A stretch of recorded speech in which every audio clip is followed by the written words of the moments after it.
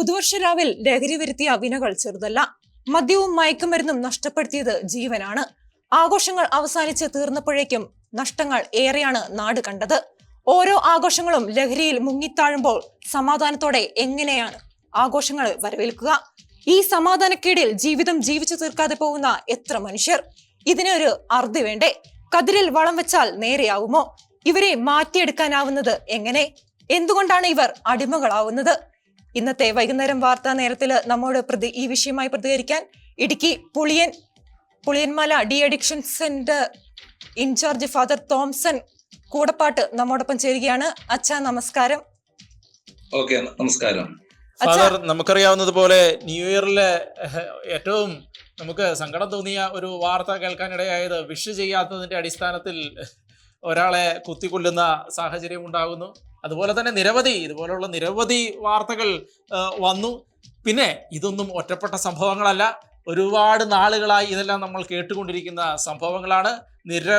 അനവധി വാഹനാപകടങ്ങളടക്കം, കൊലപാതകങ്ങളടക്കം, അങ്ങനെ നിരവധി കാര്യങ്ങളിൽ ഈ മദ്യവും മയക്കുമരുന്നും വളരെ പ്രസക്തമാണ്.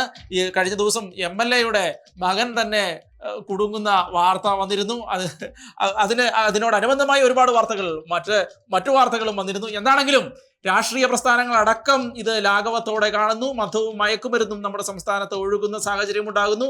യുവജനതയുടെ ഒരു വലിയ വിഭാഗം അതിന്റെ പുറകെ പോകുന്ന സാഹചര്യം ഉണ്ടാകുന്നു. എന്താണ് ഫാദർ അങ്ങേക്ക് തോന്നുന്നത്? അങ്ങേക്ക് ഡി അഡിക്ഷൻ സെന്ററിൽ അങ്ങ് ഒരുപാട് ആളുകളെ കാണുന്നതാണ്. എന്താണ് അങ്ങേക്ക് തോന്നുന്നത്? നമുക്കറിയാം, ഇന്നിപ്പം കേരള ജനതയെ മുഴുവനും കാർന്നു തിന്നുകൊണ്ടിരിക്കുന്ന ഒരു ക്യാൻസറായിട്ട് ഈ ഒരു ഡ്രഗ് മാഫിയ ഈ കാലഘട്ടത്തിൽ മാറിയിരിക്കുകയാണ്. അപ്പൊ നമുക്കറിയാം, ഇന്നലെ തൃശ്ശൂർ നടന്ന ഒരു സംഭവം തന്നെ ഇപ്പൊ ഹാപ്പി ന്യൂ ഇയർ ആണെങ്കിലും നമുക്ക് ഒരിക്കലും കാപ്പി എന്ന് പറയാൻ പറ്റത്തില്ലാത്ത ഒരു മാനസികാവസ്ഥയിലൂടെയാണ് ഇന്ന് ഈ കേരള ജനത ഈ ദിവസം പൊക്കോണ്ടിരിക്കുന്നത്. അപ്പം അതായത് ഇന്നത്തെ സംഭവമായിട്ട് ബന്ധപ്പെട്ട ചില വാർത്തകൾ ഇന്ന് രാവിലെ ചില ചാനലുകാര് പ്രക്ഷേപണം ചെയ്ത് കഴിഞ്ഞപ്പോൾ അതിലെനിക്ക് തോന്നുന്നു സ്ഥലം MLA തന്നെ പറഞ്ഞൊരു കാര്യം ഇങ്ങനെയാണ്. അതായത് 9ാം ക്ലാസ് 10ാം ക്ലാസ്സിൽ പഠിക്കുന്ന കുട്ടികളൊക്കെ ഡ്രഗ് ഉപയോഗിക്കുമോ? കാരണം അവരുടെ കയ്യില് കത്ത് കാണാനുള്ള സാധ്യത ഉണ്ടോ? പിന്നെ അതുപോലെ തന്നെ കൊല ചെയ്യപ്പെട്ട ആളാണ് ഡ്രഗ് ഉപയോഗിച്ചതെന്നും ആളുടെ കയ്യിലാണ് കത്തി ഉണ്ടായിരുന്നത് എന്നൊക്കെയുള്ള വാർത്തകള് രാവിലെ പ്രക്ഷേപണം ചെയ്യുകയുണ്ടായി. പക്ഷെ ഇന്നിപ്പോ നമ്മള് വൈകുന്നേര സമയം ആയപ്പോഴത്തേനും അതിന്റെ ഒരു യാഥാർത്ഥ്യത്തിലേക്ക് നമ്മള് എത്തിയിരിക്കുകയാണ്. അതായത് ഈ 9ാം ക്ലാസ് 10ാം ക്ലാസ്സിൽ പഠിക്കുന്ന കുട്ടികൾ മാത്രമല്ല, 7ാം ക്ലാസ് 8ാം ക്ലാസ് എല്ലാ കുട്ടികളും ഇന്ന് പതുക്കെ ആ ഒരു ഡ്രഗ് മാഫിയയിലേക്ക് വീണുകൊണ്ടിരിക്കുന്ന ഒരു കാഴ്ച നമ്മൾ കാണുന്നുണ്ട്. ഇപ്പൊ ഞാനിപ്പോ ഒരു ഡി അഡിക്ഷൻ സെന്ററിന്റെ ഡയറക്ടറായിട്ട് സേവനം ചെയ്യുകയാണ്. ഇതുപോലെയുള്ള ധാരാളം ഡി അഡിക്ഷൻ സെന്ററുകൾ നമ്മുടെ കേരളത്തിൽ ഉടനീളമുണ്ട്. നമുക്ക് ആ ഡി അഡിക്ഷൻ സെന്ററുകളിലൊക്കെ ഒന്ന് അന്വേഷിച്ചു കഴിഞ്ഞാൽ നമുക്കറിയാം, സ്കൂൾ കുട്ടികളടക്കം മൈനേഴ്സ് അടക്കം ഈ ആദ്യകാലങ്ങളിലൊക്കെ ഇങ്ങനെയുള്ള ആൽക്കഹോള് ഡ്രഗ് ഉപയോഗിച്ചുകൊണ്ടിരുന്നവര് പ്രായപൂർത്തിയായവരായിരുന്നു. പിന്നെ യൂത്ത് മെമ്പേഴ്സ് വന്നു. പിന്നെ അതിന് ശേഷം നമുക്കറിയാം, അതായത് ഇപ്പൊ ഇത് മൈനേഴ്സിലേക്ക് വന്നുകൊണ്ടിരിക്കുകയാണ്. മൈനേഴ്സിന്റെ എണ്ണം കൂടിക്കൊണ്ടിരിക്കുകയാണ്. നമുക്ക് എന്തിനേറെ പറയുന്നു, അത് ഇൻഫൻസിലേക്ക് വരെ എത്തുന്ന ഒരു വലിയ ഒരു യാഥാർത്ഥ്യം നമുക്ക് ഒരിക്കലും വിസ്മരിക്കാനാവുന്നതല്ല.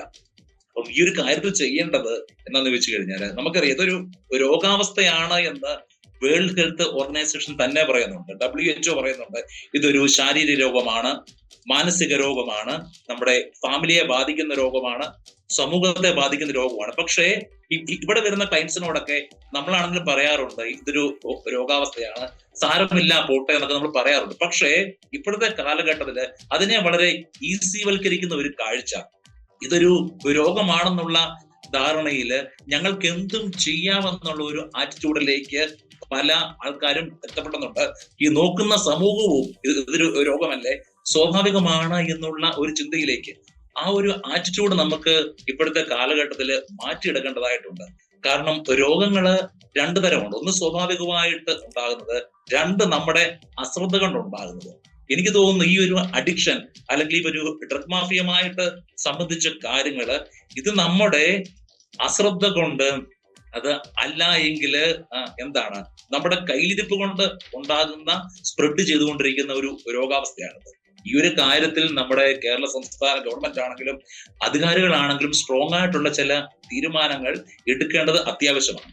ഇപ്പൊ ഞാനൊരു 3-4 പോയിന്റുകളിലായിട്ട് ഞാൻ ഇതിനെപ്പറ്റി നമുക്ക് എന്ത് ചെയ്യാൻ സാധിക്കും എന്നുള്ളതിനെ പറ്റി ഞാൻ വിശദീകരിച്ചു തരാം. അതായത് പോയിന്റ് നമ്പർ 1 ഇതാണ്. നമുക്ക് ഈ ഒരു ഡ്രഗ് മാഫിയയിൽ നിന്നും രക്ഷ നേടാനായിട്ട് നമ്മൾ കേരള ജനതയെ സംബന്ധിച്ച് അല്ലെങ്കിൽ ഭാരത ജനതയെ സംബന്ധിച്ച് ഒറ്റ ഓപ്ഷൻ മാത്രമേ ഉള്ളൂ. ഗവൺമെന്റിന്റെ ഭാഗത്തു നിന്ന് ഇതിനുള്ള കൺട്രോള്. ഇതിപ്പോ നമ്മുടെ മദ്യമാണെങ്കിലും മറ്റു തരത്തിലുള്ള ഡ്രഗ്സ് ആണെങ്കിലും ഇത് നമ്മുടെ സംസ്ഥാനത്ത് നിന്ന് അല്ലെങ്കിൽ രാജ്യത്ത് നിന്ന് തന്നെ ബാൻ ചെയ്യുക എന്നുള്ള ഒരു സിസ്റ്റത്തിലേക്ക് നമ്മൾ എത്തേണ്ടത് വളരെ ആവശ്യമാണ്.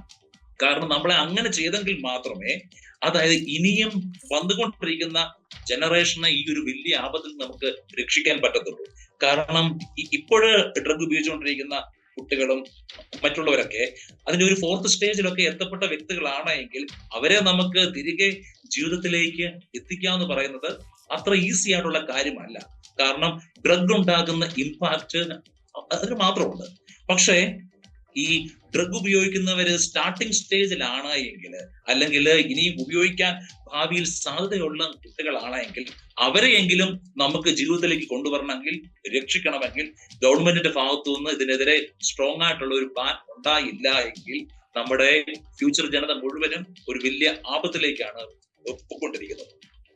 നന്ദി ഫാദർ ഞങ്ങളോട് പ്രതികരിച്ചതിന്.